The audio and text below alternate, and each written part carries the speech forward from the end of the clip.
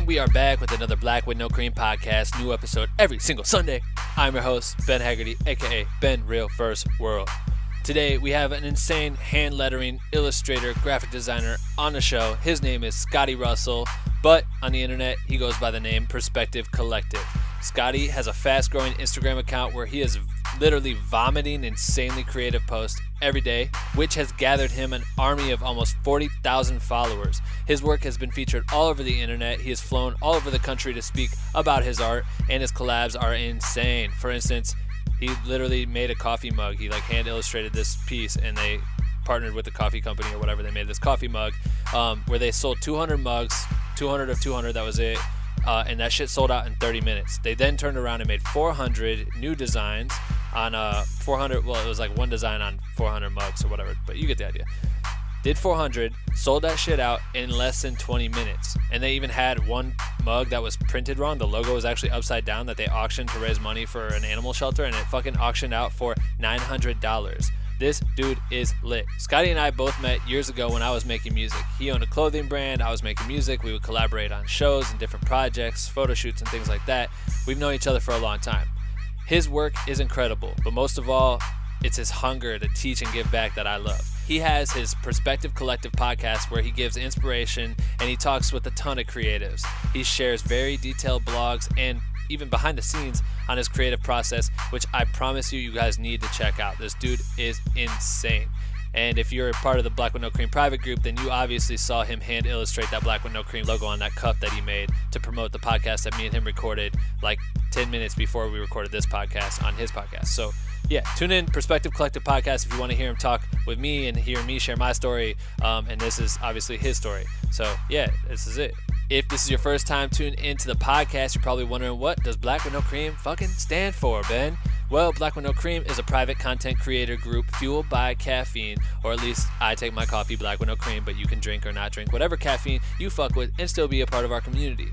We are a private group on Facebook open to creators of all kinds, aka if you make videos, if you're a photographer, if you do marketing, management, editing, illustration, dance, etc., etc., etc., all creators are welcome. Our private group has been growing rapidly. We have a shit ton of members working together by sharing content, asking for feedback, passing tips and tricks along to one another with the goal of pushing each other to become the best motherfucking content creators on earth.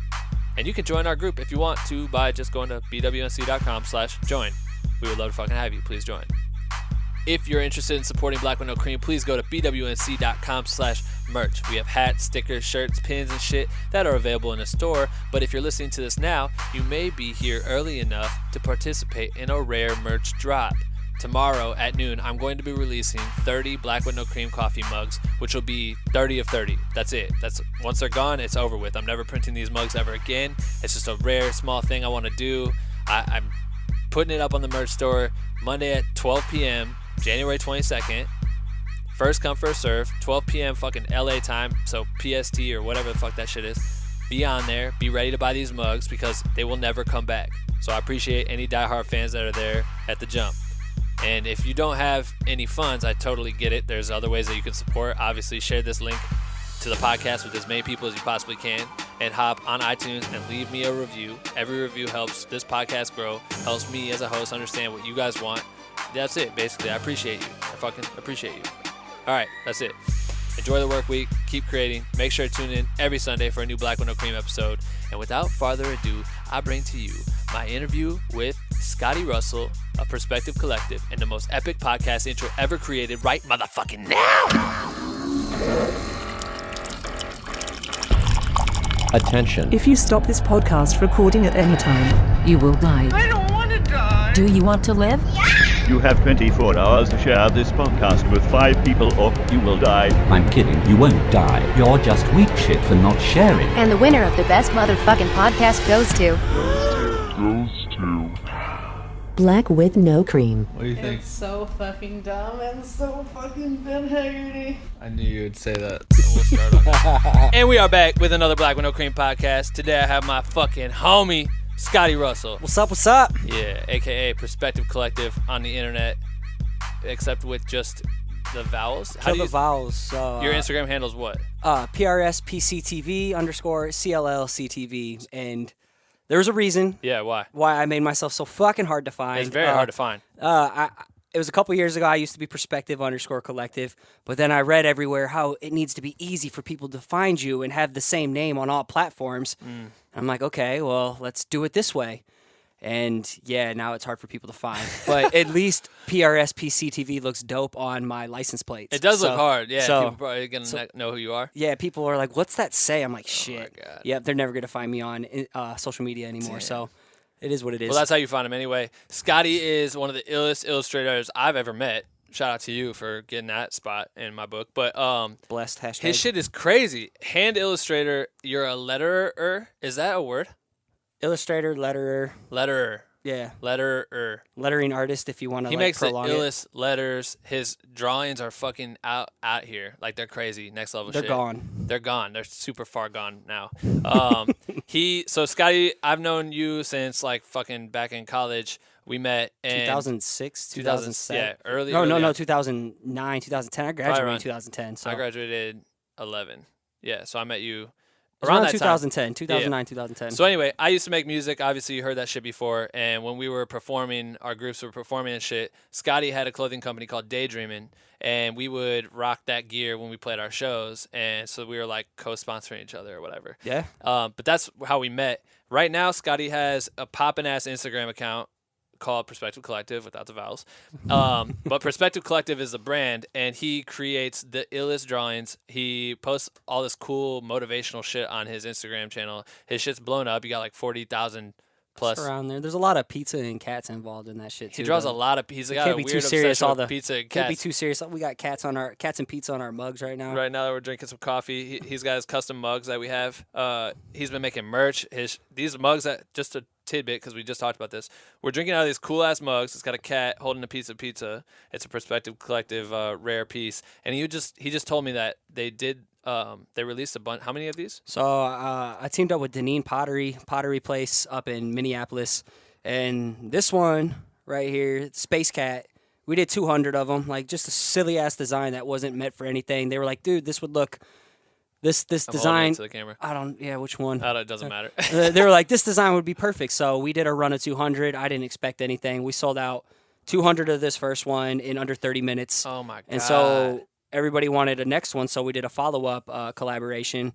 And that one's like a fat-ass cat getting abducted holding pizza from a UFO. And we sold out 400 of these in under 20 minutes. Fuck. Yeah, so like pizza and cats is where it's Crushing at. So ass. you can't be serious all the time. Find the shit that like embrace your weird quirks because that's what people are probably going to resonate most to. Hell yeah. Yeah. And he told me one of them was a fuck up. The design was upside down, so they auctioned it online on eBay or whatever. Yeah. They auctioned it and it went for $900. Yeah, somewhere around 900. Motherfucker sold for $900. Your art, dog. That's crazy. It went to some animal shelter, so I'm cool with that. That's very cool. I'm down with that. So yeah, he's been doing all kinds of crazy wild shit, and you've been designing a lot locally too. You've been working with so we're both from Cedar Falls, Iowa. We both live here. He lives here now. I don't anymore. But in the town of Cedar Falls, you've been doing cool ass like murals and shit with local Murals has been the focus this Murals? year, not so much other kind of jobs. I want to focus on mural bigger. pieces. Yeah, And they're huge too. You're doing like some of them. sides of wall, like the businesses. The like, Urban Pie one was like 6 windows. Each one was 40 by 60 inches. So imagine that times 6. crazy. Yeah. Hey, we won the People's Choice and Judges Award on that one too, by the way. Hey, there we go. Yeah, I haven't said that yet. So, Nah, that's dope. yeah, Congratulations. Officially announced here. Yeah, damn. I just think Scotty's got such a cool perspective on the way he creates and the way he distributes his content. And like the ability to live in our small ass town of Iowa and grow a fan base. Would you say it's a worldly fan base? Are you around the world? I would say I can humbly say this, I'm more well known outside of Iowa than in Iowa. But I'm saying outside of the U.S., would you say is there global shit happening? Are you seeing fans come from different countries and stuff? Oh, for sure. Sick. So Yeah. this motherfucker is known all over the world for his art, which is sick. It's It's just crazy. weird to say it that way. But it's hard to do. That's very hard to do in Iowa. And I struggle with that a lot when we would make our art back here because we try to distribute it and try to get people to become fans from all over. And it's just hard. It's fucking difficult. And we've had these conversations a lot. About Conferences have helped, and Going to conferences. Instagram, speaking at conferences, and doing the podcast. Like that's been the ticket. But like you left here and you blew up. Like you were already a big deal here. I think you could have made it big here in Iowa. But I'm trying to prove that I can build something here and still be in Iowa because Right. that's where my family and stuff is. So it's hard for me to. You're a bigger risk taker in a sense of that, but I feel pretty confident I can build what I'm trying to accomplish here. Yeah. You know, and maybe someday I need to move. That's cool, but I used to not think you could do anything from Iowa, and then I see you leave, and I've seen other people leave, and I'm like, damn, there's nothing here for me. So Right. I used to like, I don't know, comparison would paralyze me from Right. thinking I could make something for myself here from little bumfuck Cedar Falls, Iowa. But I mean, look at Tim Dodd, Yep. and you know, people like me now, hopefully. So Yeah. Iowa, putting Iowa on the map. It's crazy because it is challenging. You always look at it because for me right now, I'm like, damn, I wish I could just kick it in Iowa because I fucking love it. I could be way more creative. Feel like here, which is weird to like go to LA where you're supposed to be creative. A little more freedom. Yeah, there's more freedom here and like not so many rules, I guess, as far as like what an industry standard is, but. And it's home. Like there's something about being home. I don't know. Maybe I need to come back here and be here for a month, but then I'll want to go right back to LA. But I do feel like what you're doing is dope, and I don't think a lot of people do what you do or think that it's possible to do what you do. So, for an instance, when we were creating music, I always, now looking back on it, I wish what I would have done was we should have saved up money and spent that money to travel every month and go somewhere as much as possible in the year. Because we're 5 hours from Chicago, 3 hours from Minneapolis. Whatever, you're close enough that you could go and network with these people, and it's just a quick trip. It's a day trip, you know what I mean? The cost of a hotel or whatever it is, get into a conference. But everyone has to be on the same page at the same time too. Yeah, you know? exactly. But I mean, Same like vision. if you say, okay, cool, I follow this artist is gonna be in Chicago this week, and he's gonna do a conference, or he's gonna, I don't know, do some art galleries or whatever, and you could just go slide in. It's hard to like get away from your day-to-day, right? Oh yeah. Like, how hard has that been for you as far as like getting into this, doing this freelance, but you also have a job, right? Yeah, I do web design, lead UI designer, and do just graphic design, focus on branding, illustrations. I'm the Illustrator guy, Adobe Illustrator, that's my shit. But yeah, I do the 40-hour day job, but before I go to work, I get up early to work on my shit. Like the most important task, where you have the most willpower, I say get that shit done at the beginning of the day, because you spend the whole rest of your day of the world, you know, trying to bug you and beg for your attention and throw ads at you, and everybody wants to just, I don't know, try to get your attention and take your attention away from shit that's important to you to what's important to them. Right. So I grind in the mornings, do the day job, grind in the evenings for a little bit, and make sure I'm doing the shit that's most important to me to Right. get to where I want to be. And this dude's married too, so you also have a family. Like, Yeah, you know what I mean? married with 2 little kitties. That's so, crazy. Yeah. So there's a reason why he draws cats a lot. I got a cat too, I'm dog. We just got one. I'm obsessed with my cats. Me It's too. weird, man. It's weird. I like dogs too. I always had a dog growing up, but I don't know. These are my children. So I know. Yeah, just started off with random ass drawings, and Dude. then I don't know, people vibe to them. So Do people know these are your cats? Like that you're yeah, basically drawing your so cats? it's like what we were talking about on my podcast a little bit earlier. You tell a story with things and put some context, and you know, why should people care? So I tell the stories of my cats, of like how Lucy likes to sit on a pizza box when we get pizza at home, and she doesn't want to budge when I try to get a slice. So basically I'm trying to like abduct pizza from her, and she's not having it. That's why this cat's pissed. That is So it's fucking like dope. I tell stories behind it. I do time-lapse drawings and kind of build up a launch to it. But yeah. yeah. Your so- account's fun to follow because you're always changing it up, like how you deliver the content. You know what I mean? It's not yeah, just like the final curation product. is so hard for me. Like you see someone like Joey Bearbauer, his Instagram is so hyper curated with a certain style, and that works for him. And me, I thought like I was pigeonholing myself into a corner, like my shit has to be the same so people know what to expect. Because you know, social media, certain hacks and tricks, but I think a style of mine is being inconsistently consistent or consistently inconsistent. You know, that's a style on its own. I don't even know what I'm going to create next. Right. So the audience definitely doesn't know. How would you say your fans or your followers are accepting that? You know what I mean? Because if you decide like I'm gonna wing it and just post random content, are they figuring it out?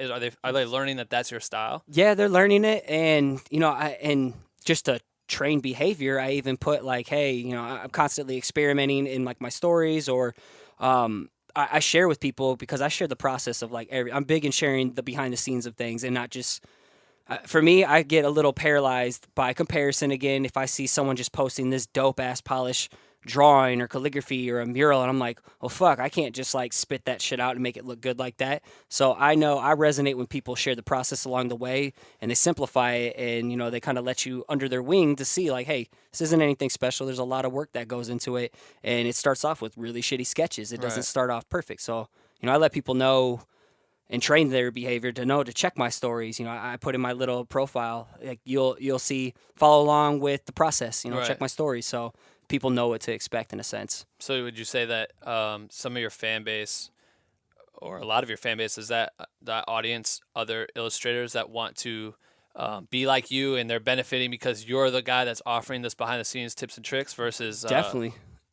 So like I get questions all the time, illustration wise or hand lettering. It's more hand lettering because that's like the biggest fad right now. Like that shit's everywhere. Look at Pinterest, look at Instagram. Like you got feature accounts that, you know, have millions of people and they like share your work. And that's how I grew an audience, by using the right hashtags and being active in the community and stuff. But I get a lot of questions like, what tool should I use, or what's the best method for this? And so when I get kind of like you, when you get a bunch of people asking questions, like, you want to stop repeating that shit over and over again. So build a resource, build a hub. And so I built like a resources page where someone asked me what pen I'm using here, send them off to my resources page where there's affiliate links. Oh, right. And I put in like blog posts or tutorials there too. So it's just a one-stop shop for any book, any supply, my drawing process, how to make time-lapse videos. All that shit's just in one place. So I can just direct them to it because I got tired of answering questions. That's so smart. Yeah. What would you say is, you know, you have your podcast, which you started. How long have you had that? August last year, so August 2016. Damn. Yeah, a year and a half now. Yeah. So you've had that. You're at episode. What did we just record? What episode number is that? Yours is gonna come out, I think, 61. Episode It'd be 61. 61, so it'd be like January 10th. Damn, this is like episode 14 or something. Yeah, I'm ways to chasing your go, ass. man. Yeah, I'm Yeah. chasing your ass. I feel like I've accomplished so much, but god damn it. Hey, getting past episode 10 and then getting past 20, Yeah. like those are milestones. Yeah. And then like episode 60 coming up soon, like that's big. Crazy. I didn't, man. But I'm one. You're like this too. You don't start something and, you know, test it out for like a month. You drive that shit until you know for a fact there's a bigger direction, a bigger calling. Yeah. You know, I'm not one to just start something and, you know, quit it within the next week. I'm Yeah. gonna pour my soul into that and write it out, and it's probably gonna lead me to the next thing. Like Right. daydreaming led me to freelance, and freelance led me to like sharing my art online, and then that led me to blogging. Blogging led me to teaching workshops, speaking, and then that all led to the podcast. So everything kind of migrated towards the next step, and I can drop it if it's not serving the purpose, or I find a way to mix it in. So like right now it's podcast, but with weekly episode drawings. So I combine my love for like coaching and working when talking to people with my love for drawing. Right. So like I can coexist with both worlds. When Well, before I didn't think they could. Yeah, and that's what I was gonna say. Because if you're watching the video portion of this podcast, you don't look like an artist, low key. Like you don't look like Aw, a drawer. man, I get this shit all the time. You look like dude. a fucking dude that'll kill Oh my another God. dude. I get asked if I'm in the military. Like, dude, people, you'd be surprised. Like, jocks and stuff can be judgmental and assholes too. But like, you go to some of these conferences where it's like creatives, and you get people who Some immediately big think burly you're just guy. a bro. Yeah. And yeah, so Well, like, look at tattoo artists and shit. Yeah. Like people don't associate, but when you come to like fine drawings and Mm-hmm. things like this, you just don't expect it to be some sort of athlete built driven guy. I definitely don't fit the mold of what like a lot of these conferences expect from people. So I even have an episode I'm working on too, just because I've had several people say that same shit, and they were Funny. like, honestly, we weren't big fans of you at first because you just seemed like this big buff bro who, you know, is just an asshole and here just to party. And now like second impressions are a big thing too. And now we're Interesting. like all tight homies. They're on my podcast. I'm on their Yeah. podcast. So like first impressions are important, but Super. I mean, be open. Yeah, absolutely. But It's easy to be quick to judge. you used to coach football. You used Yeah. to play football, then start coaching football. Played football. I blew my back out twice in college. So I started student coaching football. So that's how this. And then once I graduated, I went and coached back at West High, my alma mater, and I was coaching there too. So it's like I've always had these roots, or like was a captain on a team. And, Right. You know, so I always had this coaching roots and working with people, you know, helping people find their potential, even if that sounds cheesy. That's the kind of shit that lights me up each day. Right. At the same time, I always had art. You know, I grew up hiding art because I got picked on and bullied really bad Right. growing up. So I wasn't trying to like dish out more ammunition for people to fuck with me. So I like kept the sketchbook glued to my side, and I didn't share that I did art till I was like 20 something, and never thought I could like combine the two. So I quit coaching football, I quit personal training, and finally got a job doing what I went to school for, graphic design, and kept drawing, and, you know, started Perspective Collective, merged the whole coaching with the art, and I've just been finding ways to push the shit out of it ever since. What do you think finding my voice. What do you think it was that allowed you to find your voice the first time you ever truly shared your art? Like, if you're this jock who's supposed to play football and you're supposed to be football oriented and probably just be like this manly man, and art, if people look at art, they sometimes associate it with like nerds and shit like that. Bob Ross. But like, what do you do? How did you finally open up about that? Like, man, I'm only really figuring this out within this last year. I've been creating nonstop 4 years now, some kind of weekly content, weekly drawings, or a weekly blog, podcast, whatever it is. And I'm really only now starting to feel comfortable with like transparency, talking about my failures and fuck ups, and like sprinkling in some of the highlights so you could see like, hey, this is where he was and this is where he is now. Like, nobody paid attention to my drawings for the first year. Like, Instagram was crickets. like that's what you started doing, was just sharing it on Instagram? Yep, just sharing. It all started with Instagram. Then it started with blogging. No one paid attention to that shit for like 6 to 8 months. No readers, and I just stuck with it. And that led to speaking. No one listened to the podcast for the 6 months too, because nobody really knew. But I tuned in, dog. You tuned in. I tuned in for you. iTunes. But that slow start is so. But that's I think grassroots style, man. But and it's competitive. You know what I mean? Now you're competing against yourself to try to make sure your shit grows. That's all it is. Because when I'm trying to compete with everyone else, that's when I get fucked up and start thinking too much, or start second guessing myself, or beating myself up when something didn't perform how I thought it was going to in comparison to what someone else was doing. Right. And something I'm learning is, I got this from my buddy Sean a while back, is that people don't notice announcements like, hey, I just started a blog, come and read my shit, or I just started a vlog, come and watch it on YouTube. Right. People don't notice announcements. People notice consistency. So, like, what are you doing each day that you can, like, mark off the calendar that I showed up? Putting a little bit into your day. Like, for me, I focus on doing one thing a day. I plan it the night before. That way I wake up, I know what the fuck I'm going to attack in the morning. And I can say I showed up at the end of the day if I got one thing done that is moving me forward. How hard is it to do that? You say, all right, tomorrow morning I'm going to work on this sketch, or I'm going to create this for Instagram, or I'm going to make a competition, or whatever you're choosing to do that next morning. I have the biggest problems as far as like being distracted, because I juggle so much shit and try to tune into whatever it is. When you get there in the morning, you wake up and all of a sudden you got 15 emails with new opportunities and things that you have to do too, and you're like, fuck.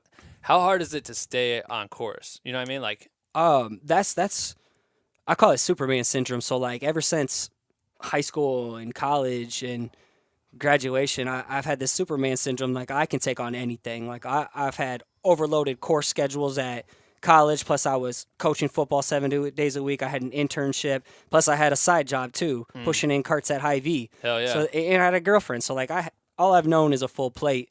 And now I'm learning that, like, spreading things out, like, imagine a piece of toast and you got this little tiny butter and you're trying to spread it all out to cover the whole thing. You're spreading yourself too thin. And that's been probably the key thing I've learned in 2017 is, like, you're doing too much. You're making minimal progress in a million directions. Like, if I would have just focused on the podcast and maybe freelance once every other month and not all this other shit like teaching workshops, I probably could have scaled the podcast double to where it is right now. And to me, I think that's where I'm delivering the most value. I'm growing the most myself and helping others, grow as well. So like, why don't I double down where I feel is making the biggest difference? So now doing less but better is like 2018 goal. Like, what's the top things that I need to focus on, and fuck all the rest. So I know you said for your podcast specifically, you just got an intern or something to help you edit the podcast, yeah, right? Finally got an editor, thank God. Out of Ireland? Out of Ireland, yeah. Shout out to that Shout guy. out to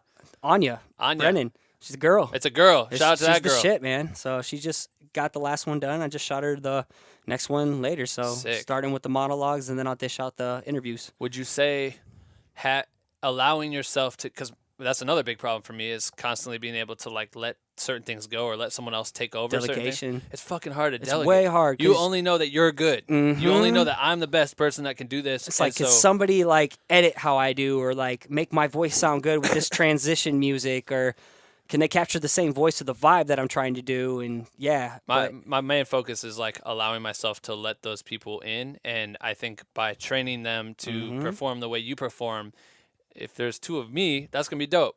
2 of me is sick. You know what I mean? Like, I already think I'm sick. So if I can be twice as sick, then that's going to be ill. If I could be 3 times as sick, is that... I like that. Is that going to help you, though? Because, see, the problem is, like, yeah, you want to focus on a few things.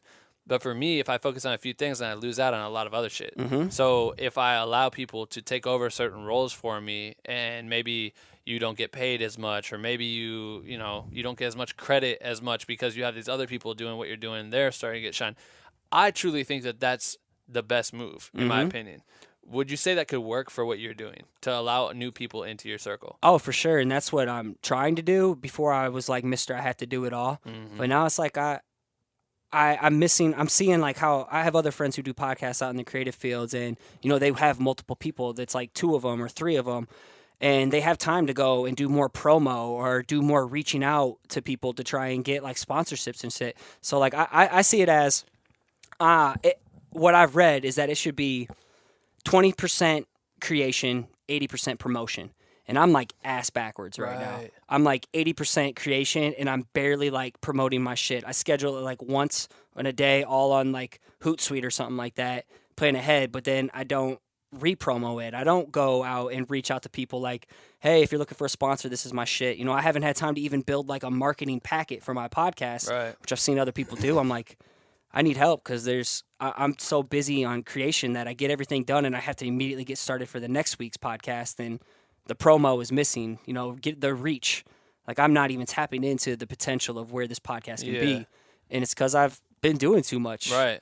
You know? No, I feel the same fucking way, because I feel like I try to post once at one time or whatever it is on my story and shit, and you just feel like everything, I don't know, I just assume that they'll come find it, but you have to remember that people need to be constantly reminded that you gotta stay in front of people. Yeah. And why the fuck should they care? Yeah, exactly. And that's the hardest thing, especially with social media and everything changing. Like, I'm studying over here how to like get this podcast popping, but now things are changing on like Instagram, which is my biggest place that people explore and find my shit. It's been the best for me. So it's like, how can you spend so much time researching, creating, and polishing it all up to deliver something of value, yet you have to go right back to starting again? So that's where I'm seeing, like, I need to delegate. I need help with like my newsletter each week. I do too. Like, and maybe writing the show notes. So like, there's more opportunities that I'm slowly getting help with. For sure. So yeah, delegation. You can't do it all by yourself. Yeah. Well, I mean, if there's any people listening to this shit right now and you got some extra time in your hands, you want to help Scotty, fucking hit him up. Yeah, I'll give value in other ways back. So. Oh my God, it's so helpful, dude. Just having, like, now I have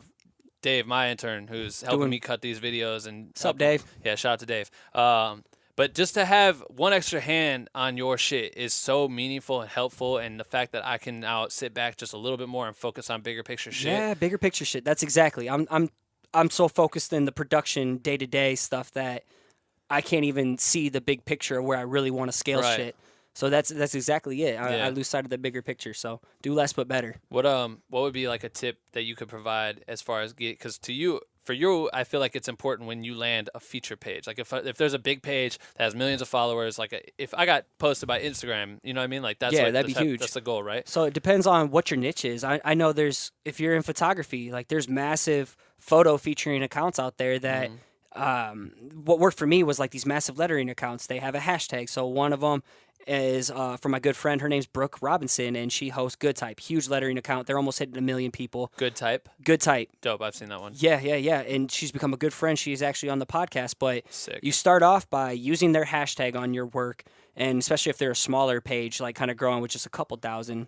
And then you stay active on the page. You commented on, some of the posts that they feature of other people, reaching out, sending good vibes, stuff like that. Eventually, when it's kind of like when you're putting out content, stay in front of people. Right. The same thing is Instagram. There's these niche communities that if you're getting on these accounts and, spreading the love, saying great job, or like, hey, Good Type, man, awesome feature on this. Thanks for introducing me to these people, tagging them every now and then. But you're not asking for them to come check out your work like some people do. Yeah. It's like, they're just all ask, no, give. So give value. It's like Gary Vee says, jab, right hook, then you can give the ask at times. So that's how I built my audience, is being active in the community and, going out on other people's pages that I thought their work was dope and telling them their work is dope. And eventually they come and see mine, and then we build some type of relationship, not a connection, because that sounds like sleazy car salesman, but like a relationship. Yeah. And then I've made friends with all these people on feature pages. I have them come to my podcast. I was actually on a Good Type panel in Texas a couple that's months dope. ago. So, and then I get to tap into their audience. They get to tap into mine. That makes way too much sense because I feel like when drones came out and I started flying drones around here, and I was like doing it very early. Me and Tim were both out flying drones or whatever, and we referenced Tim a lot. He was on the podcast earlier, so if you missed that, just scroll back. But flying drones and me taking these, I was taking some incredible aerial photography and just wanting to get it featured. I was like, yo, all these drone accounts have like millions of followers or thousands of followers. I'm like, just post my shit. And I just DM them, just like, hey, here's a good one for your account. Thinking like, yo, I already did all the work. You should, now you just have to post it and it's cool, right? But going above and beyond, commenting and making, because all you want is interaction on your page. On your personal page, all you want is interaction. You want to show that people are liking and commenting and being involved. So, of course, if you go out of your way to be involved on their page, it resonates. Like a good story of this would be in Black with No Cream. In the group, we had a kid sharing content a lot, and he posted this video. I think it was when Kendrick went on tour as his first show. He pulled all the YouTube videos of people that were filming it from different angles on their phones and made a crazy edit where it looked like he was everywhere in this arena. It was like nuts. I'm like, oh shit. And it was dope. I recognize his name, and then I see him comment so much. We were just at Kendrick and Q did a show in LA for like the toy drive in Compton.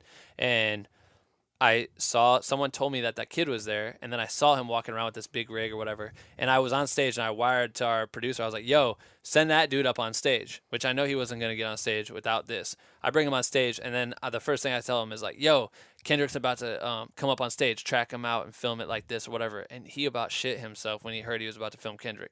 And then Rihanna comes on stage, and he's just like, fuck. And this kid went from that just because he was being active. Yep. Like, if he would have never been active, that would have never happened. Go into anything thinking how you can get something from it. Like, you're going to give so much more back. Like, what comes around goes around. Whatever you put in, invest into something, you're going to get it back like tenfold. Yeah. And that's how it's been for me. I always go at something.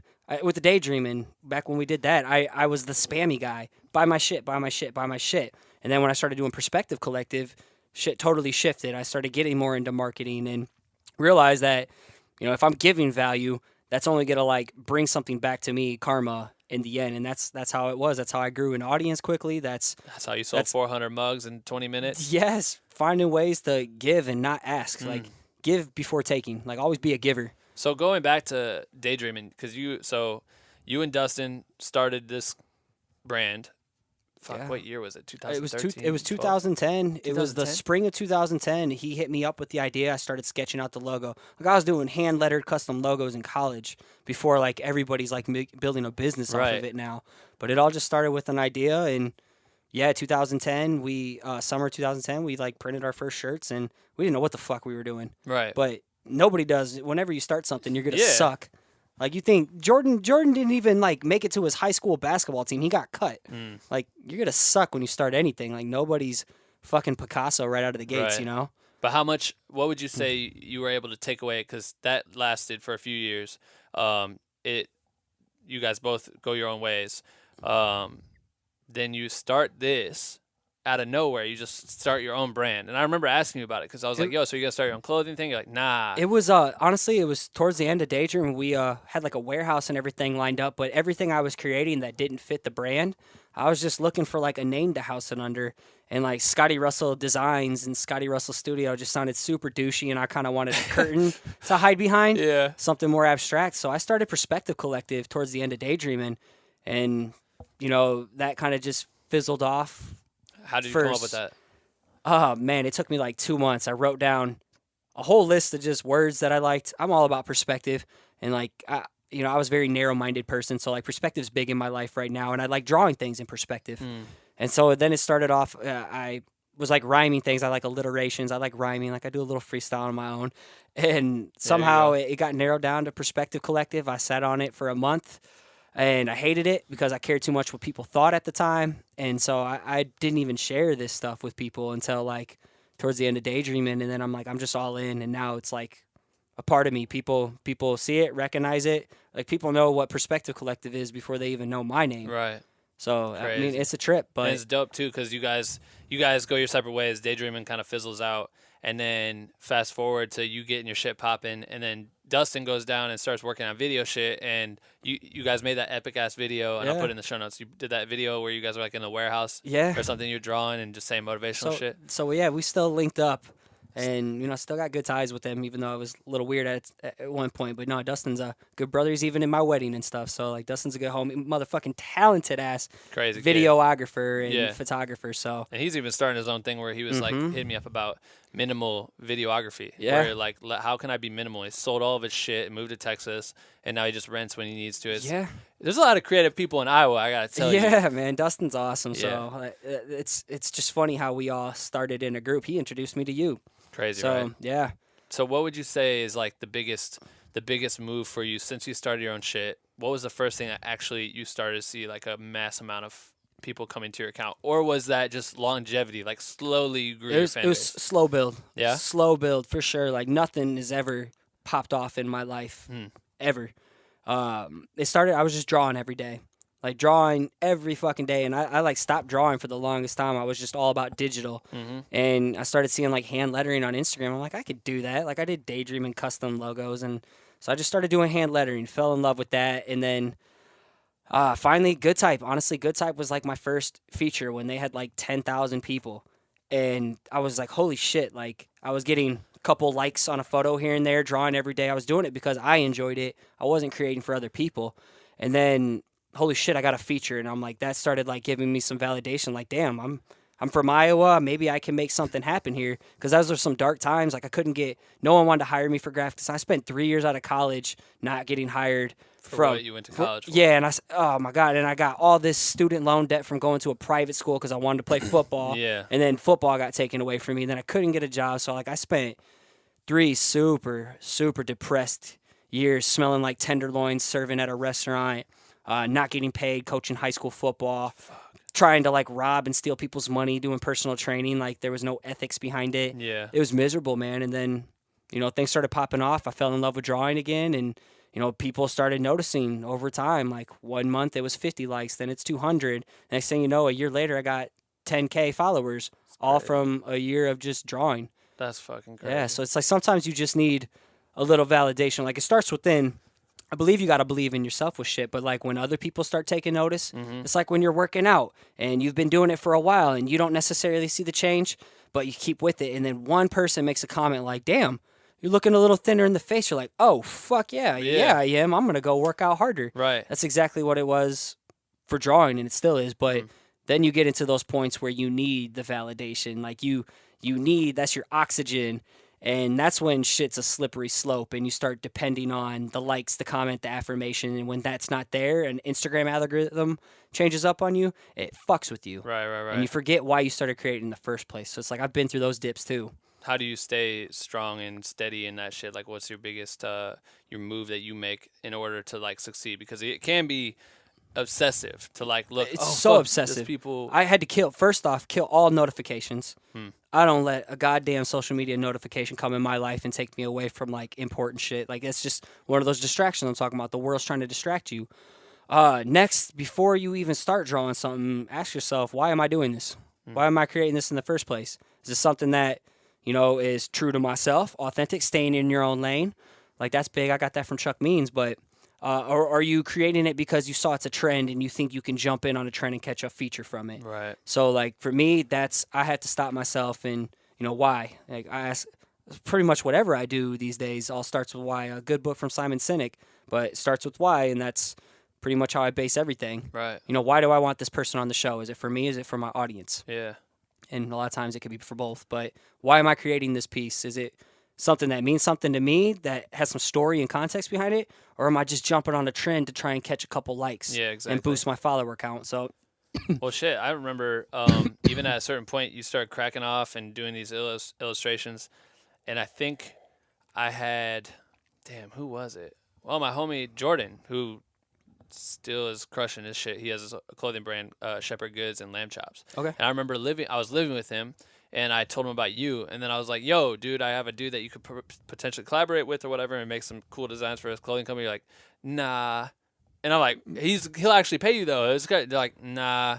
And I was like so confused. I was like, why? I'm like, this dude's plugged in with a lot of like NBA players and all this shit. I'm like, this could be sick. And then you're like, yo, this is why. And you just broke it down to me like, it's more important for me to create art for myself right now than it is to get paid or collaborate with other brands yet. Because if I can build it here, then I can collaborate with whoever the fuck I want. You know what I mean? And I'll be able to do it that way. That shit was so inspiring to me. Damn. Yeah, I was in a weird spot at that time too. And I'm like, damn, I can't even like, how am I going to create for other people if I don't even know the reason why the fuck I'm creating at the moment?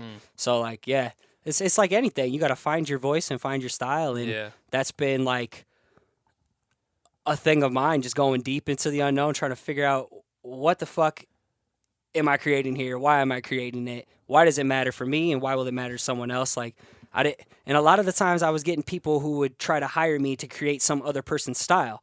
And for me, that was, like, a red flag. I'm like, I spent so long with freelance of doing that, trying to mimic what other people created. So that's why I stopped doing freelance for a while, is to like find my own style. Right. And that's why I started taking freelance again.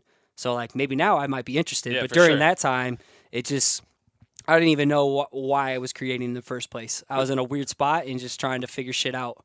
So would you say now you're in a position when you get hired for freelance, are they hiring you for your style that you can say, hey, this is what I'm going to create? Or are they still trying to be like, hey, can we make something like this? I feel like you're in a power position. You know what I'm saying?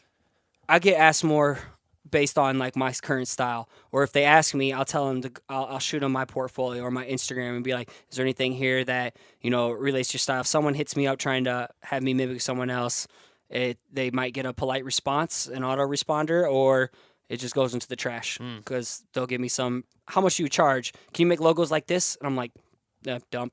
I don't do logos anyway, but that's pretty much it. So my style is kind of inconsistent. I like to experiment too much, but I think there's enough you can tell, like, I care about details. It's all about details. Bad details. And keeping things clean and tight. And sometimes there's just wild concepts, illustrations mixed with lettering, or maybe it's just illustrations, but there's some kind of underlying tone that I think keeps it all together. But still, like, you're not going to get the same thing each time. There's variations. I like to experiment, man. I'm still finding my voice and my style, so I'm not going to pigeonhole myself. Right. And I think that's super crucial to, like, stay open to things, but also to stand your ground, because as soon as you start, you know what I mean? I like that. Right. Like, stay open, but stand your ground. Yeah. Ooh. It's important. Otherwise, you're just going to get pigeonholed into some shit, and then you're just going to be known as the guy that does this type of shit. You know what I'm saying? The dude who just flops with the trend. Yeah. And I'm definitely not that person. I want to take a trend, but then how can I put my own spin on it and completely create something else that no one else is doing? A new trend. Yeah. Trendsetter, but not really, because nobody else is doing what I'm doing. You just motivated me to make fucking coffee mugs, and which doesn't make sense. That was the first thing. How do you not have coffee mugs? I don't know, dude, because I was just sitting there like, yeah, coffee mugs. I just don't even know how to start it. I just haven't had time. Like, finally I got shirts and hats. I'm like, that's cool. But anybody can do shirts and hats. Yeah, for sure, but it's easy, so I was like, let's do that. And I'm like, I don't know what mug I want. Like, I didn't even know about this type of coffee mug that you got. And you're like, yeah, it's super popular. People are fucking with them. Yeah, there's a massive audience for it, dude, especially if you do limited supplies of stuff. Especially if your name is Black with no cream. Yes. My brother was just at a coffee shop the other day at Sidecar, and he said some old dude walked up to him and saw his hat on, and he's like, that's really cool. Where can I buy that hat? And he's like, I gave this guy your info, and then sure as shit, I had an order for some dude that lives in Cedar Falls for Black with no cream just because of the name. Dude, those coffee groups I'm talking about, they only drink black coffee. Like, I had a run of my buddy Jason Craig was on the episode, and he spoke at. He just messaged me. Jason Craig? Wait, no, that ain't true. Okay. Different Craig. Okay. Man, never mind. Yeah. My fault. Anyway, no, he made a talking point, and he like tied it all together. At the end of the day, he skips getting cream in his coffee, and he like tallied it up by the end of the year. If he skipped getting cream in his coffee this amount of time, he would save himself 40 hours in a day, and he could basically just have like a vacation week. Oh my God. Yeah. So he like saved X amount of time, and then that day he just like chills on the beach, or save 8 hours. So he saves a whole day's worth, and it's basically just a vacation day that he'll just go out and chill by the pool, and he'll just like sip his coffee out there. And he's like, I deserve this day because I skipped putting cream in my coffee. And we did like a poster collab and everything. Oh, that's why I know the name. Yeah. Jason Craig. Didn't you get a poster? Dude, yes, I bought a fucking poster. That's him. Yeah. Yeah, so you did that. Save 8 hours no cream and sugar. Just I've had black that coffee. in my house since I bought it, and Yeah. I've never known the story of what That was the whole means. story. It's just you save Wow. 8 hours that you basically just get yourself a personal day by skipping any cream and sugar in your coffee. This you know, motherfucker. all that time. And I'm like, he's a fucking wise sage, dude. Like, Yo, and he you killed wanna it know on what? my episode. You just this is just reminding me. Listen to this. As I got that poster, and that's been hanging up in my house. I think I got it before I moved to LA, maybe. Whatever. So I had it in I was. I lived in Cedar Falls. I bought that poster. Shit was chilling in my house. And then fast forward to living in LA. The reason why we started Black with No Cream is because me, Marcus Frisky, Chuck Means, and 2 other dudes that you don't know, started doing Black with No Cream as like we were gonna make it like a master collective of creators. Little mastermind. Yeah, but Yeah. like as a YouTubers, and we were just gonna like make videos. So the only thing we ever did, it was short lived, but we made 4-bar Fridays where we each rapped 4 bars from where we were and filmed it, and then we would like edit it into a music video. It was corny as shit. We only made like 3, and that was it. But when we came up with the name, I was sitting there and I was like, Black with No Cream. I'm like, do you guys drink your coffee black with no cream? And they're like, yeah. And I'm like, dude, we should do that. I'm like, it's either that or Monster. Like, we're drinking Monsters and Red Bulls, right? And everyone's like, yeah, it's mainly coffee. Whatever, we go with it, and we made the first video. And then Lauren's like, hey, do you realize what that is from? And I'm like, no. And then she goes, look. And I look up at the thing, and it says something about black with no cream, 8 hours. Yeah. And I was like, oh, shit. I'm like, is that how I fucking came up with that And shit? that's the whole story. Like, So how shout mu- out to you for fucking coming up with this name. Damn. Yeah, Jason Craig, man. Jason Craig, but it was cool because the poster was actually printed with the ink had coffee beans in it. Yeah, didn't it? yeah. We grounded. Like, see, that's the fucking awesome thing about collaborating with people. Like, yeah, he grounded up coffee beans, and like I drew it out, I vectorized it and everything, scaled it up. We put it on 18 by 24 French paper. Shout out to French paper.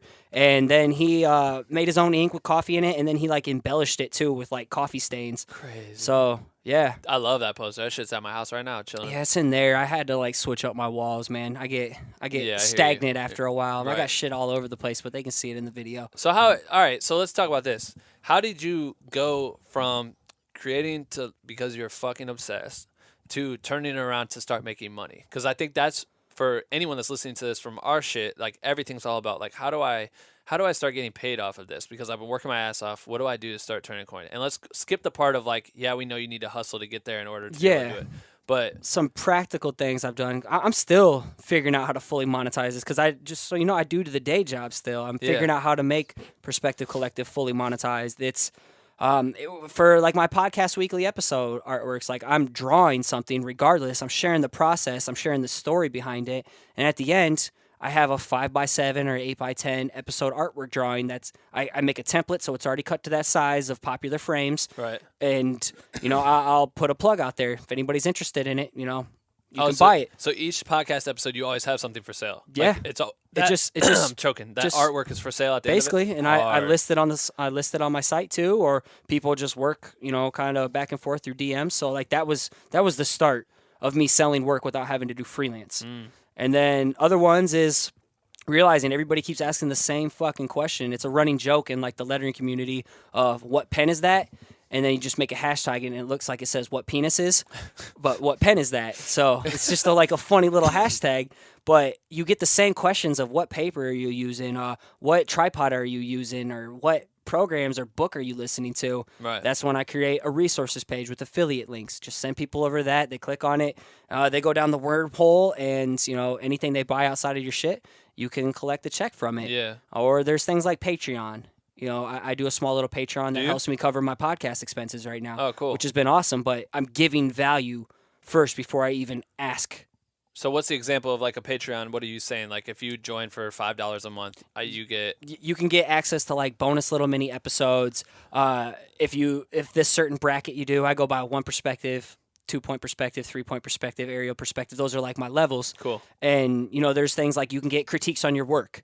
You can get a shout out in like each episode. Try to give some value back. You can get discounts and coupons on my shop. Right. And basically that's helped me monetize and cover the podcast cost at the moment. So I don't have to think about that. Yeah. That doesn't come out of me and Emily's funds. Right. You know, and I'm obviously freelance. Right. You can sell products, you can do freelance, or you can teach. Those are like your 3 income-based things. For sure. And so, like, I've done a little bit of both or all 3 of them to figure out what works for me. But if you're getting started in the beginning, Like, don't just, if you draw, don't just draw on a random sheet of paper. Be more intentional about it. Create a template.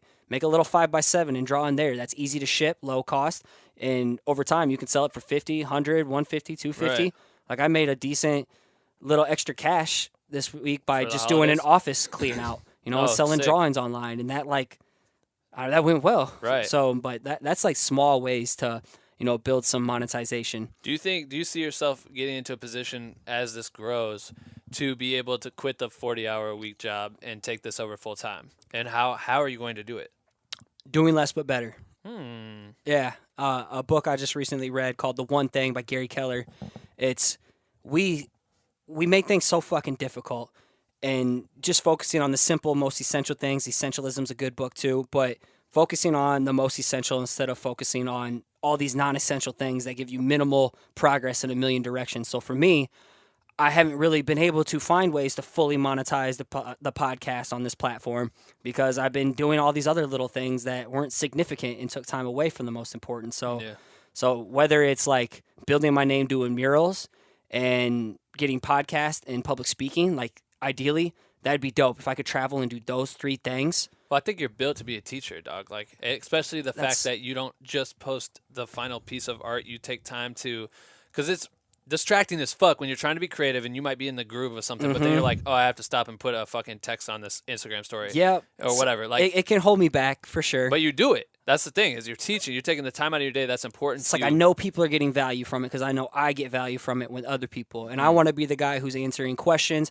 They're gonna fucking learn from some place eventually, Right. unless they're a piece of shit and give up. Yeah. But I could either hog all my secrets and see everybody as a competition, or someone can fucking learn from me. I can make possibly a brand ambassador, or, you know, build a relationship. Maybe this person's gonna hire me someday because they realize, fuck this, I don't want to do it myself, but Scotty helped me. Yeah. So I see value in sharing the process, answering everybody I possibly can, which you know is hard as fuck. Yeah, dude. So I see value in teaching, sharing what you know, and not being a dick and being an open resource. Like, That I'm an shit'll open come full book, man. circle. Like, everything on the podcast is totally transparency. It's not all about the highlights. I want to share what is and isn't working, so Yeah. you can hope. What was I listening to? The shit that you and me create.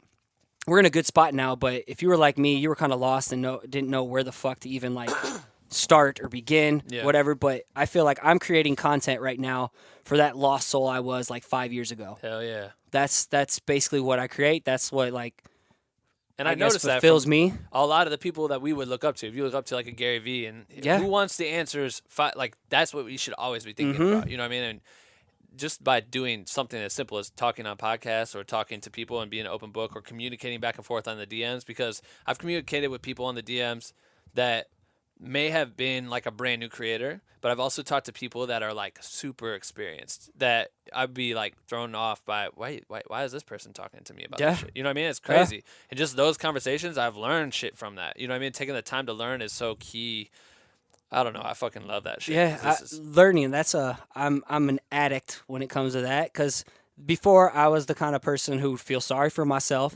It was me against the world, this mentality, and I was just kind of a bitch and would just self-sabotage myself, especially after college. Crazy. Had the injury and just depression, contemplating suicide the summer of 2010 because Damn. life fucking sucked. But it's like, you always have the ability to change something. Right. You know, there's things in life you can control and things you can't control, but you can always control how you respond to something, how much effort you put into something. And like, that's where perspective was huge for me, because I flipped a switch. I realized I'm not getting job opportunities because Right. my portfolio sucked. I Yeah. can bitch and whine, or I can get off my day job and go home and put in some more work instead of watching cat videos on YouTube. You know, which 100%. no hate on that. I like that shit, but I mean, nothing's gonna be handed to you, especially if you're in bumfuck Iowa Yeah. and you don't come from money.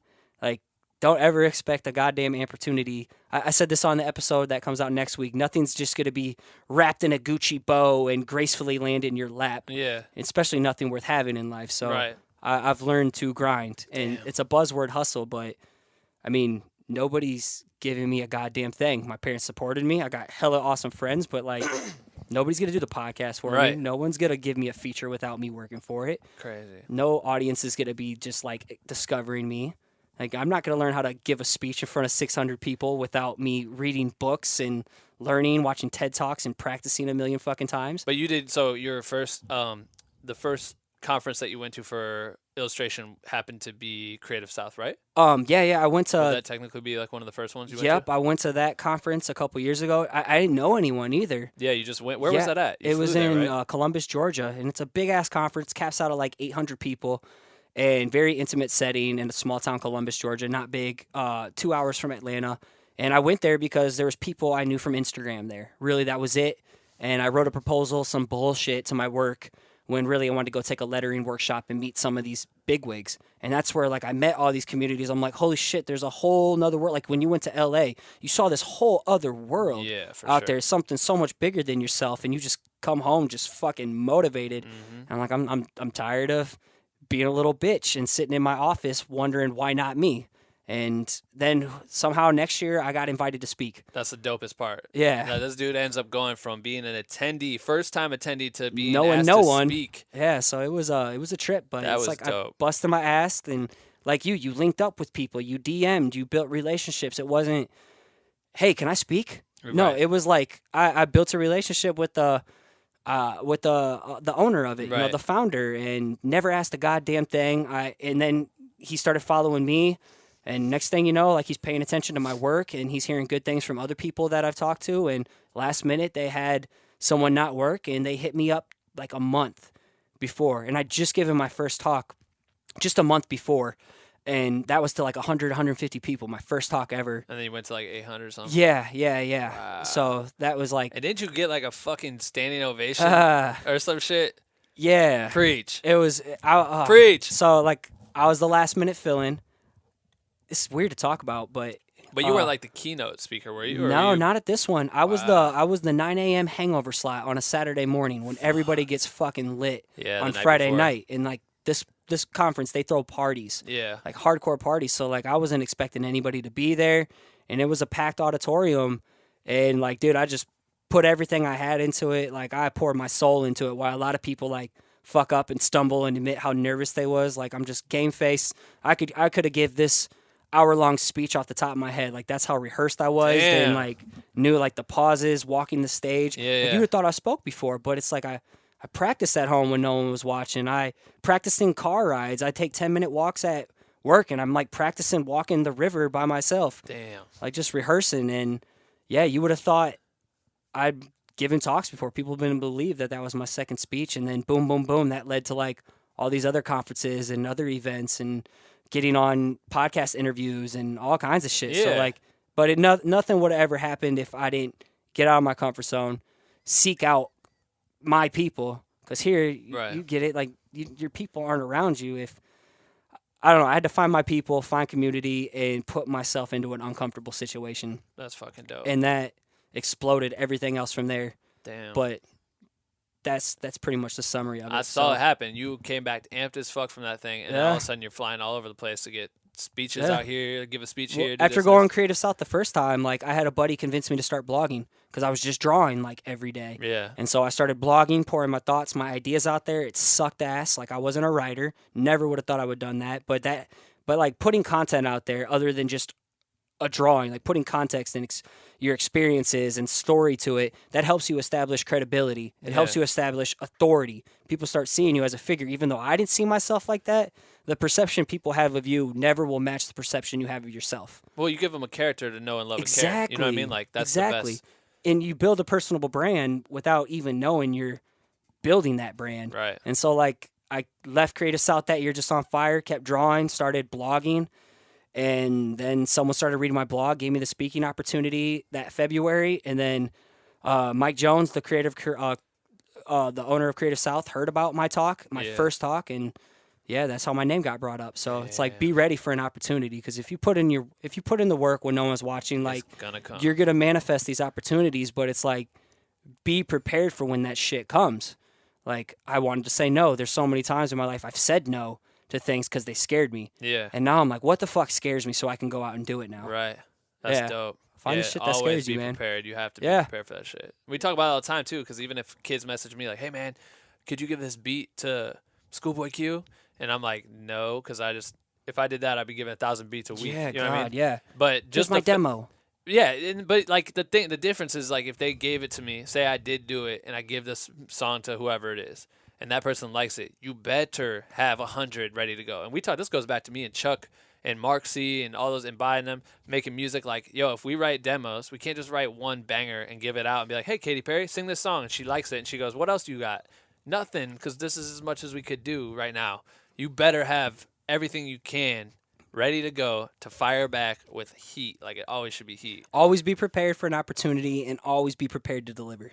Boom. Yeah. I love that. That is so true, man. Fuck. Like, it's like if I would have said no to that first speaking opportunity that scared the shit out of me, like, where would I be right now? I probably wouldn't have a podcast. Yep. Wouldn't have a podcast at all. I wouldn't be doing any of this shit. I wouldn't be talking to you probably. What would you say is your biggest your biggest goal, or what people will get out of your podcast?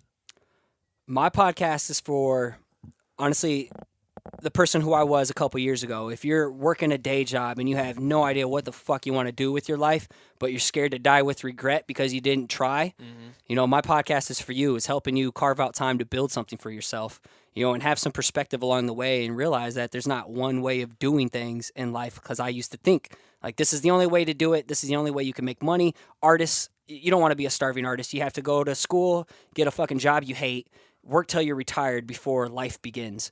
And I'm like, no, that's not it. So that's basically what I want to convince other people. If I can build a brand and a successful podcast and monetize all this from Iowa, like, there's no excuse for anybody. It's like, do it. Take the initiative. Fuck yeah. Get uncomfortable. Hit publish when it scares you. Fucking put out something that's a piece of shit, because it takes a lot of shitty work to get to your best work. Right.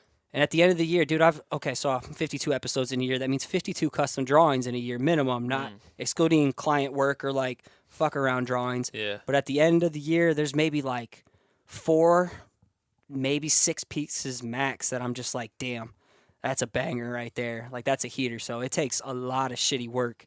It takes a lot of shitty video editing. It takes a lot of shitty photos to figure out what works, what doesn't work, what you vibe to the most, and then what other people are resonating with. So it's all about, figuring out 3 things. Write this down if you're at home listening, is find something that you love, find something that you're good at, and find a market for it. Those 3 things, and I think that's where success is. So I think I'm finding those, and now, I'm figuring out the market part of it. Love that. Yeah. So love that. So, like, I love basketball, but, like, I'm not going to be in the NBA. Right. So why the fuck am I, like, putting all this effort into it when it's like, I love to draw, I love to talk to people, and I think I have a power of talking to people through audio, finding that market. So those 3 things. Well, it's even like, I love performing and shit, but at the same time, if it doesn't click, it doesn't mean I still can't be involved in music. You know what I mean? I went from trying to be an artist to working with some of the biggest artists in the world, and it's like surreal, but it's possible. It's super fucking possible. I mean, I'm not even gonna say it's easy, but it was easy for me to put in the work. I was willing to do that. Well, and dude, my buddy Jason Craig, this was the dopest thing. We get so fucking tired of hearing people chase your passion. Do what you're passionate about. I'm like, it's not that easy. You got to find something you love that you're good at and a market for it. But why it's so easy for you and me to kill ourselves for this is because passion is what you're willing to suffer for. And I think that's the dopest definition I've ever heard of passion before, something that's not cheesy. Like, I'm willing to get up at 4:30 a.m. to grind on my shit before the day job because I'm passionate about it.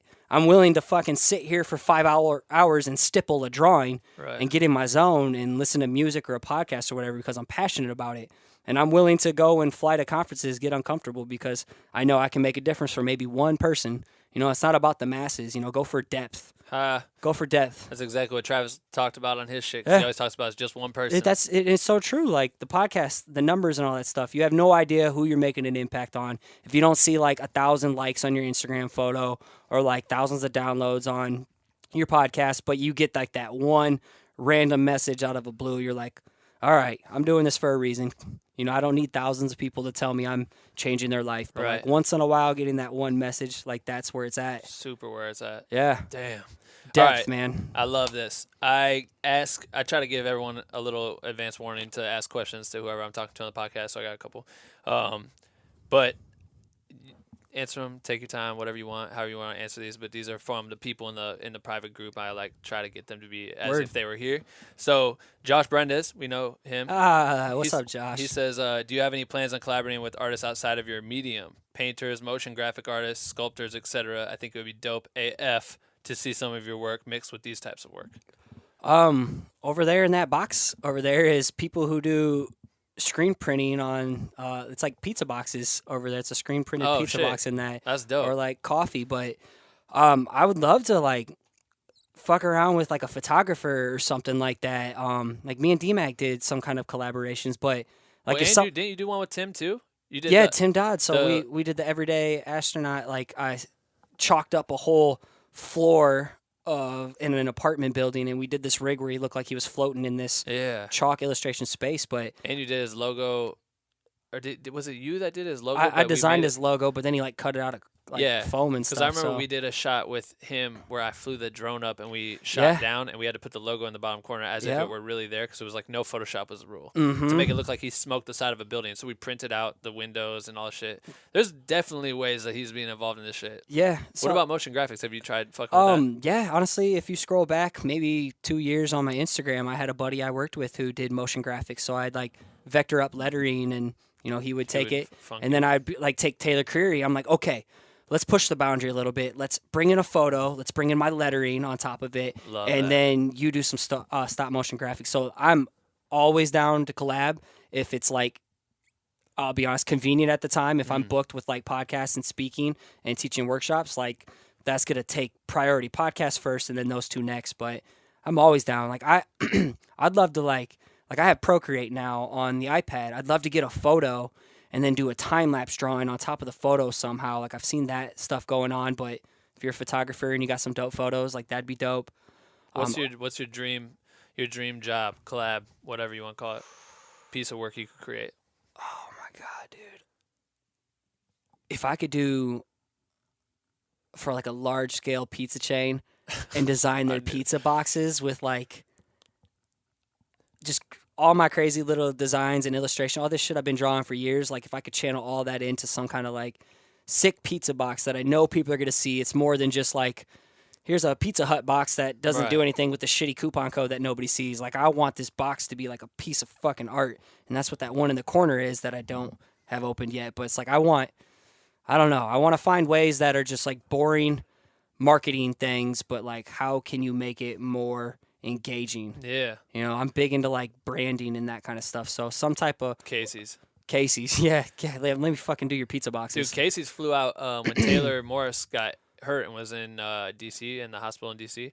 They flew out because they had heard that he loved Casey's Pizza. I don't even know if this is true or not, that if he truly loves it that much. They heard that he loved it. They flew the fucking pizza out on their private jet to D.C. to give him pizza. Damn. So I bet I have a Casey's Pizza marketing email somewhere in the archives. I'm gonna just start spamming them with just your shit. Just like, well, hey, check it's this out. funny. I ran out of time for doing this, but I have a pizza drawing only account, and I was posting a Fresh Slice Friday every Friday. Like I did it for a long time, and I was tagging like Godfathers and all that shit. And, like Godfathers ended up like sending me like gift cards and shit. It was sick, but I just was too busy. Yeah. It was taking me away again from like the podcast. So yeah. All right, let's see what else we got here. Ryland Dupre. I don't know how you say it. I'm terrible at reading these motherfuckers' names.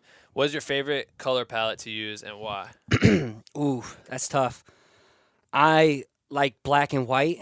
I'm a very detailed oriented person, but I love just the simplicity of black and white. I don't know why. I've always drawn like black pens on white paper or vice versa. I'm pushing myself into colors, but I always, if you go up to my closet, I'm not an OCD person, but I got all my t-shirts lined up in color coordinated things. Really? And I'd say about like 70% of my clothes are all black. So I don't know why. What would you say is like the biggest shortcut you could ever help someone create to get to the success level that you've found? What, just a tip or one sentence that you could say? Two things. Okay, shit. Two things. Goes back to pizza again. You can't please everybody. You are not pizza. So put out work that fucking resonates with you. Don't give a shit about what anybody else thinks, because over time, like, you're going to attract the right people to your audience. So You can't please everyone. You are not pizza. I tried to be pizza for too long, and it got me in a weird rut.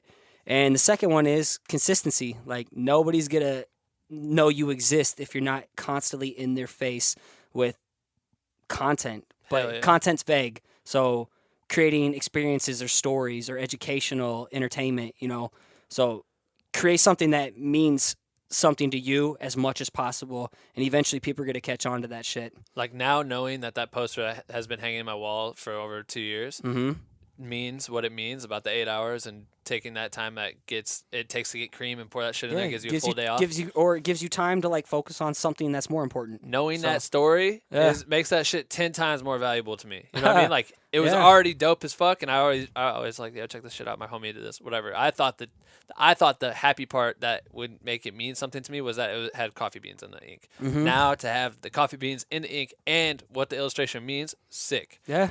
Create true stories and tell and give meaning to your Stay your in your content. own lane. Find what the fuck resonates with you. Don't try to please everyone with your work, because like you can't, especially when you start building a name for yourself. Like, dude, people are gonna fucking hate you and hate your work. Right. Like, there's so many trolls out there. Yeah, it's a good sign that, hey, you're onto something. But if you're like me, that shit still cuts. Fuck yeah. But at the same time, if people can hate your work, that leaves so many people on this lush, vast planet and universe that can like you and like your work. Yeah. But people are gonna like you by you being yourself. Love it. Yeah. All right, so how can people find you, find your merch, all that stuff? I want them to be able to support you in any way they can.